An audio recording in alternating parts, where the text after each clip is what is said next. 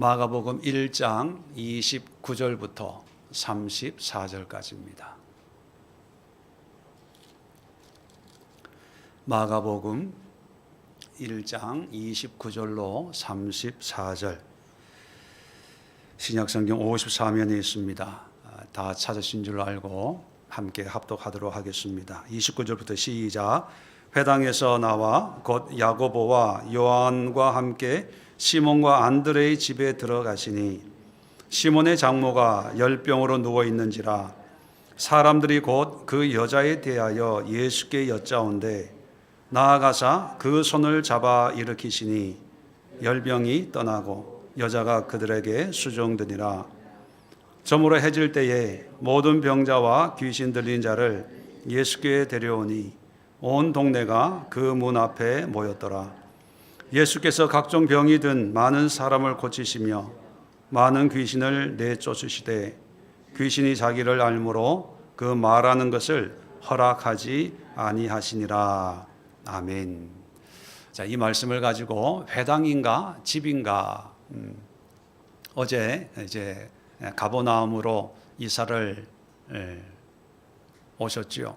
그래서 안식일 날 다시 가버나움의 회당에서 설교를 하셨는데 그 결과가 어떠했는지 아마 다 기억을 하실 것입니다. 더러운 귀신, 질병적으로 더러운 어떤 그런 귀신의 역사라기보다는 그렇게 해석할 수도 있지만 저는 그런 해석보다는 정상적인 사람이지만 하나님 앞에 온전한 마음, 온전한 어떤 태도를 가지지 않는 그런 사람이 자신의 정체를 드러내고 은혜를 받는 그런 모습을 보여주지만, 그러나 대부분의 사람들은 예수님의 가르침 설교를 그냥 좋은 설교, 좋은 가르침, 좋은 어떤 지식적인 배움의 차원에서 머물러 있다는 거지요. 자, 그 가버나움 회당에서 나와서 오늘 29절에 보면 시몬과 안드레의 집에 가십니다. 같은 날입니다. 안식일이죠. 자, 시몬과 안드레는 이제 형제지간이기 때문에 다른 성경을 보면 그냥 베드로의 집 이렇게만 되어 있습니다. 그렇게 보면 안드레와 시몬이 함께 사는 집이라기보다는 시몬 베드로가 시몬 베드로의 집이 가버나움에 있었기 때문에 그 집에 이제 모시고 간 것 같아요. 근데 그 집에서 일어난 한 사건을 우리가 소개하는데, 그 집에 시몬의 장모가 열병에 누워 있는데 예수님이 이 열병을 고쳐 주신 사건을 기록하고 있습니다. 오늘날에는 사위가 장모를 모시는 게 그렇게 특이한 일은 아닙니다. 근데 고대 사회에서 사위가 장모를 모신다는 것은 아주 좀 특이한 사정이나 어떤 상황이 있을 때 가능한 거지요. 부모를 떠나야 된다고 하기 때문에 이제 결혼을 하면 이제 독립을 하는 게 일반적인 그런 현상인데, 장모님을 모신다고 했을 때 뭔가 좀 특이하다라고 좀 생각을 할 필요가 있습니다. 무슨 내용인지는 몰라요. 자, 그런데 또 하나 우리가 생각해 볼 것은 열병이라고 하는 그 질병이 어떤 질병인지 우리는 잘 모릅니다. 그리고 원어를 찾아보면 열병, 우리는 그냥 명사형으로 번역을 합니다. 열병을 앓고 있었다. 근데 원어를 찾아보면 명사형이 아니라 동사형으로 되어 있습니다. 프레소라는 단어인데, 이 프레소라는 단어는요, 푸르라는 단어에서 나왔는데, 푸르라는 말은 화염, 불꽃 이런 뜻입니다. 프레소라는 것은 불이 붙었다 또는 열이 난다. 그래서 이제 파생된 단어가 열병을 앓는다. 몸에서 뜨끈뜨끈 열이 나면 프레소, 불이 붙었다, 열이 난다, 열이 많이 난다, 이런 의미를 가지고 있습니다. 그래서 아마 번역을 열병, 질병적인 그런 의학적인 차원에서 이제 번역을 했는데, 근데 굳이 이 열병이라는 것을 의학적인, 몸이 아프고 열이 나는 어떤 의학적인 증상으로만 해석할 수만은 없습니다. 왜냐하면 열이 난다고 하는 그 의미 속에는 육체적인 질병의 차원도 분명히 있을 수 있어요. 그러나 또 하나, 여러분, 화가 나고 하면은 뭐가 난다 그래요? 열 난다 그래. 뭐 안 좋은 걸 뭐 이렇게 하면은 열 받는다 그래. 자, 열 나고 열 받으면 집에 가면 안정이 됩니까? 안 됩니까? 안정이 안 돼요. 속이 뭐 한다 그래요? 부글부글 끓어오른다는 거예요. 이 열병 프레소를요, 질병 의학적인 용어로 열병, 열이 나는 병, 뭐 감기나 뭐 이런 것처럼 열이 나는 그런 질병 의학 용어로 해석할 수도 있지만, 또 하나는 마음이 편치 않는 상태, 속이 부글부글하는 상태. 그러면 이 장모는 뭐에 속이 부글부글 하면서 사위 집에 있을까요? 예? 여러분, 감이 안 잡혀요? 사위 직업이 뭐였죠? 어부였어요. 근데 어느 날 갑자기 그물과 배를 던져버리고 어떤 이상한 놈 따라다니는 거예요. 내 딸은 어떡하라고? 여러분, 물론 베드로의 부모님이 계신지 안 계신지 모르지만 장모님이 그 소식을 들었겠죠. 베드로의 아내가 은혜 받았다는 얘기는 없어요. 성경에 안 나옵니다. 근데 어느 날 고기잡이 하다가 예수를 만났는데, 내가 사람 낚는 어부가 되게 하려라, 나를 따르라 하니까 이 베드로가 두 번 생각 안 하고, 우리식으로 표현하면 사업 청산하고 직장 사표 내버리고 상의도 안 하고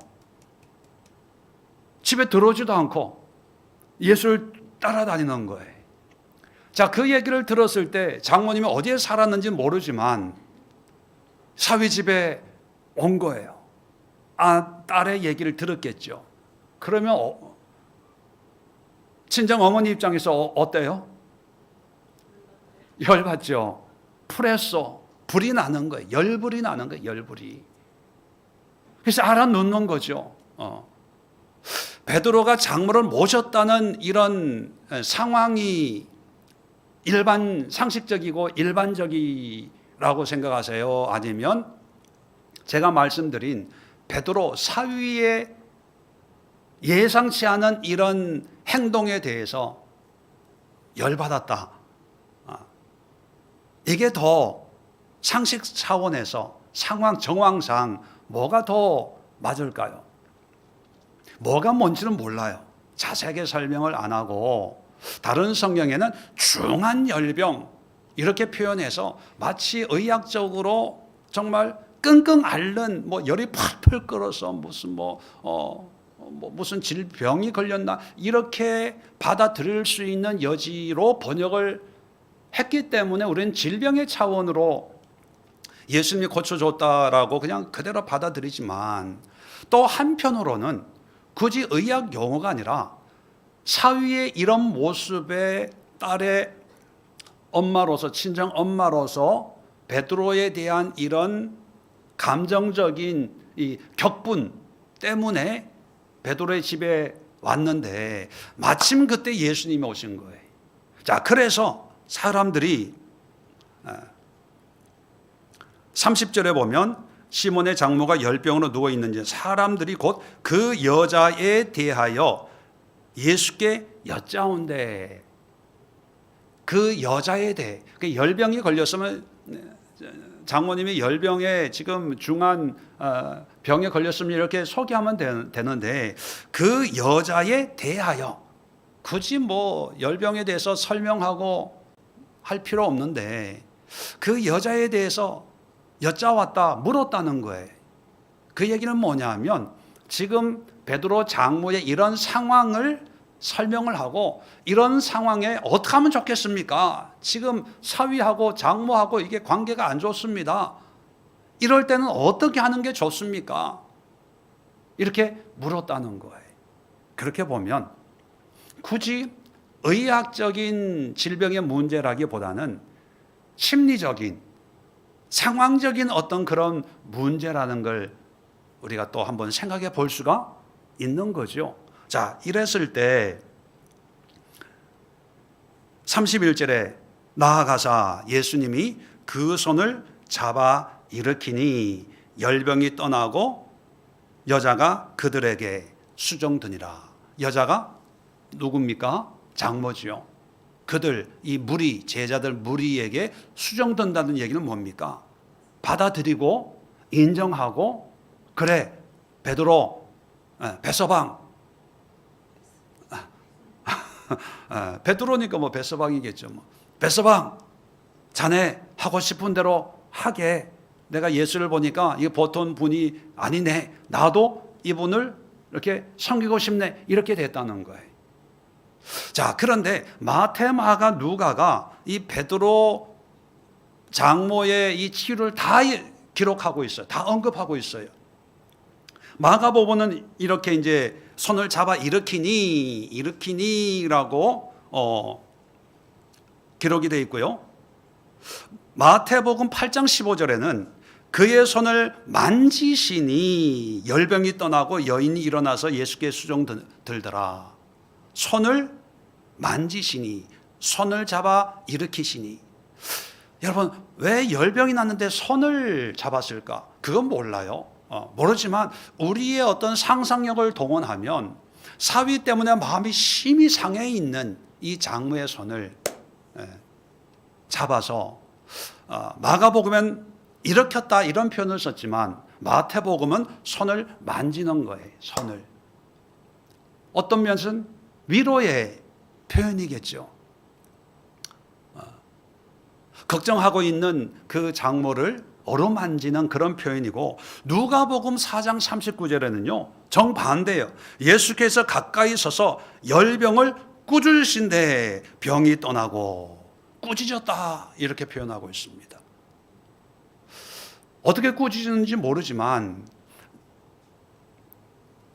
장모의 어떤 그런 심리 상태에 대해서 야단을 쳤어요. 근데 어떻게 치료했는지 방법은 이렇게 두 가지로, 손을 만지시는 방법도 있고 꾸짖는 방법도 있는데 결과는 똑같이 기록하고 있어요. 예수께 수종들더라. 그들에게 수종드냐, 성김으로 얘기해요. 저는 이것을 단순히 어떤 질병의 치료를 얘기하려고 하는 게 아니고요.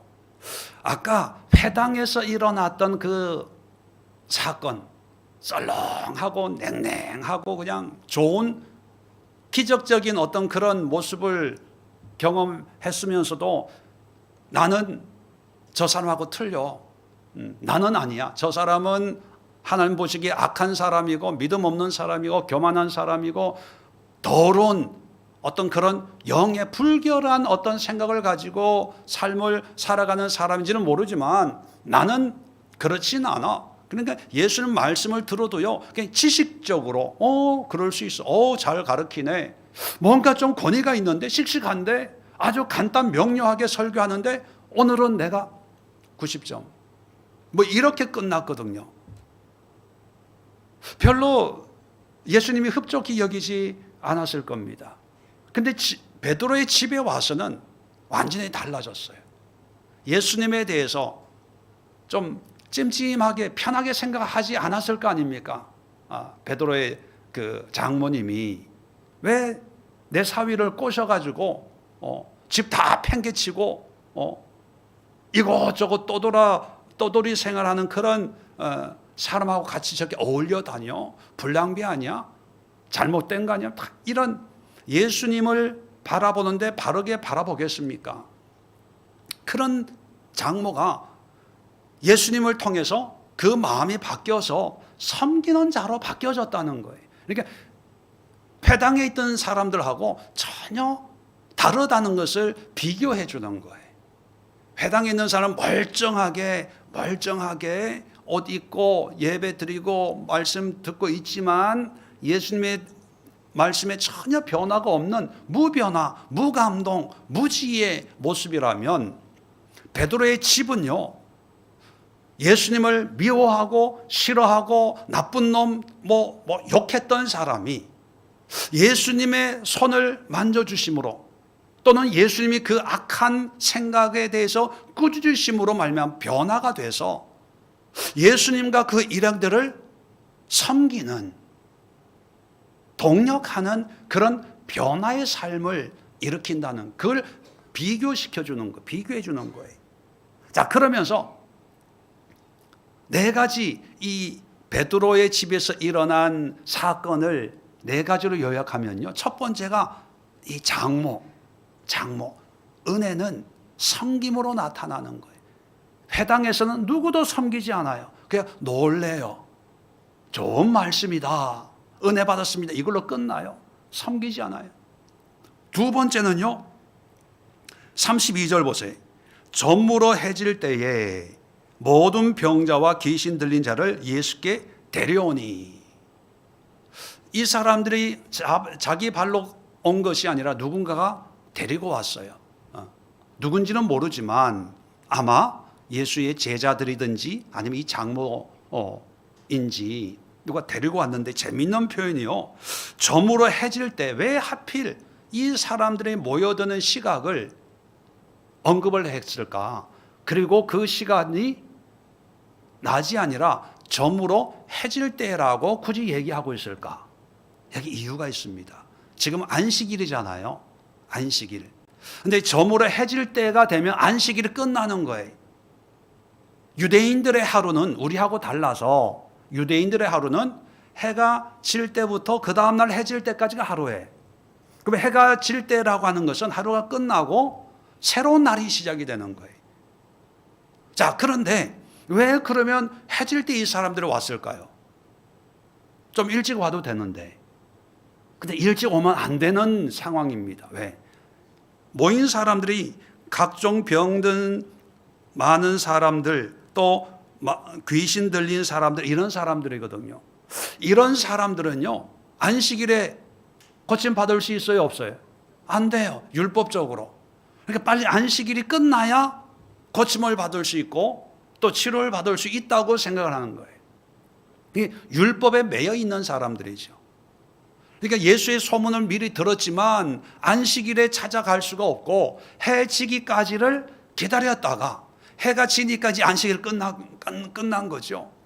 그런데 이 사람들이 예수님의 어떤 그 소식을 듣고 이끌림을 받았다는 거예요. 그러니까 이 사람들은요, 그냥 소문 듣고 그냥 온 것이 아니라 예수님에 대해서 관심을 가지고 만나고 싶은데 자기의 어떤 생활 패턴이 있었잖아요. 안식일 끝날 때까지 기다리는 거예요. 기다렸다가 땡 해가 넘어갔다 하면 간 사람들. 이게 뭐냐면 예수님 앞에 우연히 만난 사람, 어쩌다가 만난 사람들이 아니라 어떤 기대를 가지고 목표를 가지고 마음 졸이면서 시간을 보면서 그 시간에 맞춰서 예수님 앞에 나아갔다는 얘기는 예수님 앞에 헌신하고, 예수가 누군지 처음부터 분명히 알지 못하지만 예수님에 대해서 기대를 가지고 궁금해하고 한번 가보자, 이런 설레임도 있었고 또 기대감도 있었고 또 혹시나 하는 그런 마음도 있었을 거예요. 하여튼 예수님을 만나려고 하는 그런 어떤 마음이 있는 그런 사람들입니다. 그런 마음 상태를 얘기해 주려고 해가 저물어 해질 때에 이런 시간적인 표현을 하는 거죠. 근데 우리는 이런 걸 잘 이해하지 못해요. 왜? 이런 문화가 아니니까. 근데 유대인들은요, 충분히 이해하고 이 의미를 알고, 이 사람들이 낮에 그런 소리, 예수에 대한 소리를 듣고 마음은 당장 가고 싶었지만 어떤 그런 매여 있는 율법적인 또 전통적인 종교적인 이런 게 매여 있어서 조마조마 예수님 다른 데로 가시면 어떡하나, 또 안 보이시면 어떡하나, 못 만나면 어떡하나, 이런 조바심이 나지만 그 보이지 않는 끈에 매여서 거기에 순종하는 이런 사람들이 예수님이라는 그 이름을 듣는 순간 그래도 힘들어도 시간 맞춰서 가서 만나려고 하는. 우리는 기명기구 아니면 아니고 뭐 아쉬운 게 없어요. 우리 스케줄에 맞춰서 할 수 있으면 하고 할 수 없으면 못 하는 거고 뭐 기대가 없어요. 그런 거에 비해서 이 베드로의 집에 온 사람들은요, 회당에 앉아있던 사람들하고 비교해 보면 사회적으로나 어떤 경제적으로나 신앙적으로 그렇게 뭐 대단한 사람들이 아니거든요. 그리고 이 사람들은요, 오히려 인싸가 아니고 아웃사이드에 있는 사람들입니다. 안식일에는 거동조차 못하고 누굴 만날 수도 없는, 안식일은 거룩한 날이라고 여겨지는데 이 귀신 들리고 질병 가운데 있는 사람들은 죄인 취급을 받는 그런 사람들이거든요. 그런 사람들이 예수님 앞에 나오기 위해서 얼마나 마음 졸이고 얼마나 마음 쓰고 또 얼마나 간절함으로 나왔는가 우리가 좀 생각해 볼 필요가 있습니다. 우리가 하나님 앞에 말씀 앞에 나올 때 우리의 마음은 회당에 앉아 있는 사람들의 마음에 가까운지 아니면 베드로의 집에 오는 이런 정말 문제 많은 사람들의 그런 마음인지 여러분 한번 생각해 보시고 어떤 쪽에 있는지 한번 스스로 확인해 보는 시간이 되면 좋을 것 같습니다. 세 번째는 베드로 장모나 이 사람들이 다 변화가 됐어요. 변화가 됐어요. 회당에 있는 사람은, 회당에 앉아있던 사람들은 한 사람 외에는 변화된 게 없어요. 감탄만 하고 놀랬지요. 은혜 받았습니다 이런 인사는 했을 것 같아요. 근데 변화된 사람은 없어요. 근데 베드로의 집에 있는 사람들은요 다 변화가 됐어요. 우리에게는 이런 뉘앙스가 별로 와 닿지 않지만 당시에 이 초대교회에 있던 사람, 그 문화에 있던 사람들은요 회당과 베드로의 집 어부의 집이잖아요. 뭐 대단한, 뭐 크고 뭐 특별하겠습니까? 회당은 뭔가 굉장히 긍지가 있는 신앙의 어떤 중심지, 교육, 가르침, 디아스포라 유대인들에게 어떤 영의 젖줄과 같은 역할을 하는 게 회당이잖아요. 비교할 수가 없어요. 그런데 예수님의 역사는요, 두 개가 비교할 수 없는 가치를 회당에 두는 것이 아니라 집에 둬요. 집에. 그래서 결론적으로 뭐냐면 하나님의 은혜는요 에클레시아를 만드는 거예요. 자, 오늘 이제 33절에 보면 온 동네가 그 문 앞에 모였더라. 조금 전까지는 모든 사람들이 어디에 모였습니까? 회당에 모였어요. 나름대로 예배 드렸어요. 좋은 말씀 듣는다고 아마 옷 차려입고 갔을 거예요. 그런데 베드로의 집에 모인 사람들은 좋은 옷 차려입고 왔겠어요? 뭐 슬리퍼 끌고 잠옷 차림으로 어떤 사람들은 뭐 머리에 이게 많은 거 있잖아요. 그룹부 말고 오고 어떤 사람 팩 붙인 대로 나온 사람도 있을 거예요. 왜? 혹시나 해서 다리 절면서 오는 사람들도 있고 뭐 별별 사람을 다 있어요.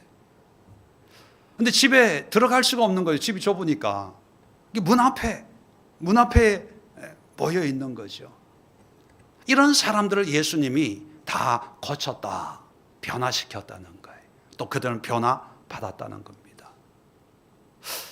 예수님은 교회를 세운 적은 없습니다. 교회를 우리가 생각하는 그런 교회, 무슨 교회는 세우지 않았지만 예수님은요 에클레시아를 세웠어요. 어디에다가? 집에다가. 예수님이 가는 곳곳마다 마르다와 마리아 집에 에클레시아를 하셨고, 삭개오 집에서 에클레시아를 하셨고, 베드로의 집에서 에클레시아를 하셨고, 또 마가의 다락방에서 에클레시아를 하셨고, 예수님에게는 회당이라고 하는 어떤 정해진 틀이 있잖아요. 틀이 게 중요하지 않았어요. 왜? 그 틀 속에 있는 사람들의 어떤 종교나 생각도 틀에 박혀 있는 그런 상태이기 때문에 회당에서 말씀을 나누지만 가르치지만 결과가 별로 없다는 걸 너무 잘 알고 계셨어요. 반대로 집집마다 찾아갔어요.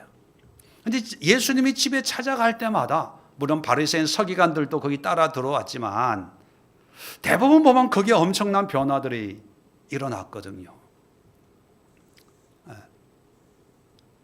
그런 면에서 교회라고 하는 그런 어떤 의미가 주는 이미지를 생각해 볼 때 참 부정적입니다. 성경적으로 보면 물론 교회가 다 부정적이라는 건 아니고요. 그런 틀에 박힌 오히려 예수님은 집집마다 가면서 이런 에클레시아 모임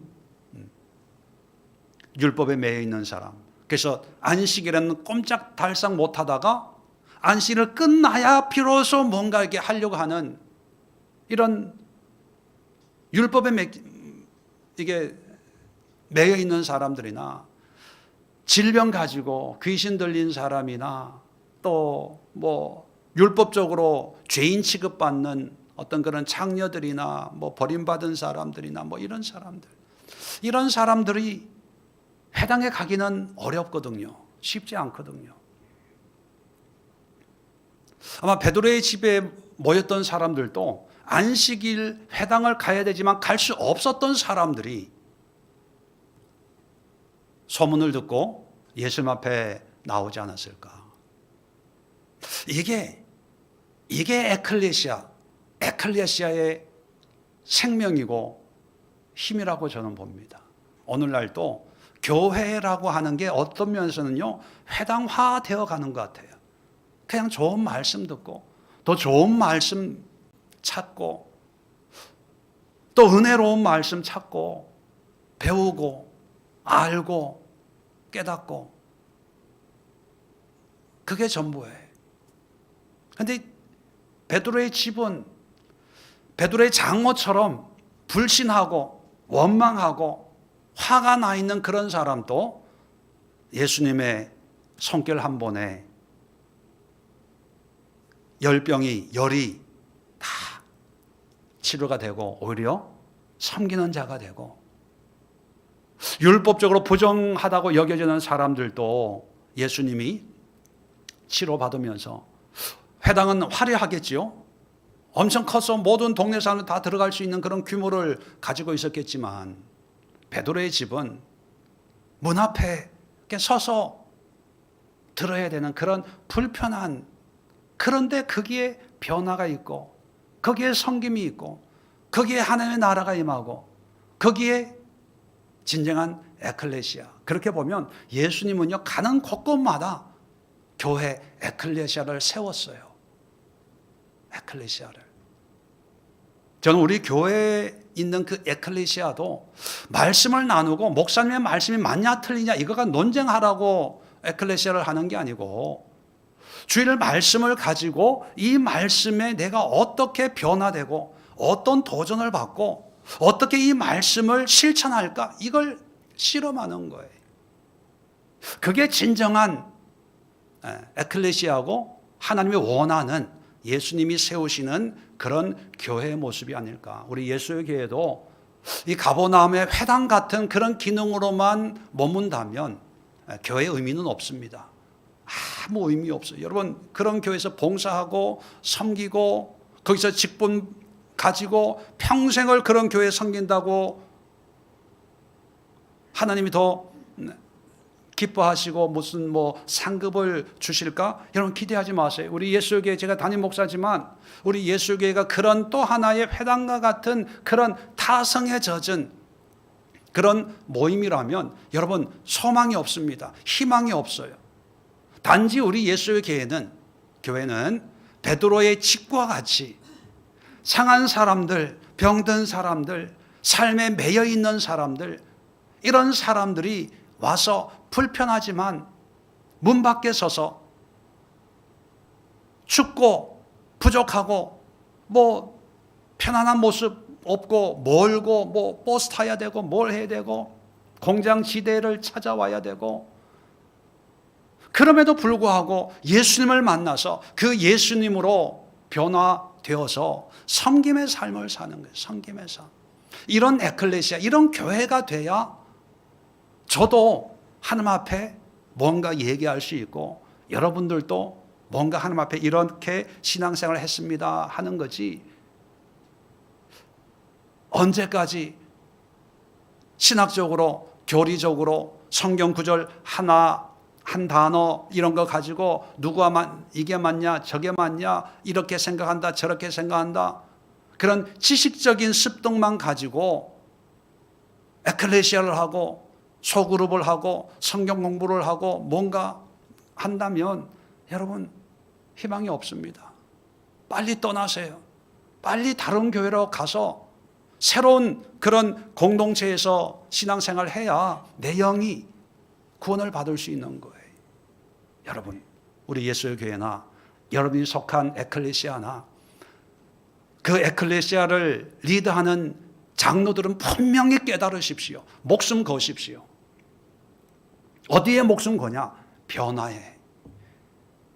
담임 목사가 변화되지 않으면 성도가 변화되지 않고요, 에클레시아의 소그룹의 리더 장로가 변화되지 않으면 에클레시아 안들 절대로 변화되지 않습니다.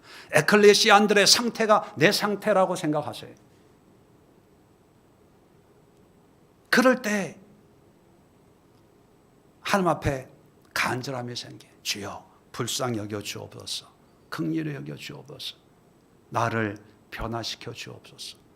그럴 때 말씀을 들을 때 그 말씀이 변화의 원동력이 되지, 그런 변화의 필요성을 구하지 않으면요 그냥 지식으로 몰랐던 것 새로 깨달았네, 또 목사님은 이 말씀을 이렇게 풀어가시네, 이렇게 설명하시네, 이건 다른 목사님들하고 비슷하네, 다르네, 특이하네, 이걸로 끝. 그러면 나중에 하나님이 심판대 앞에 섰을 때 정말로 후회합니다. 반드시 후회해요. 여러분 변화돼야 돼요. 변화돼야 돼요. 말씀 한마디에 내가 변화되고,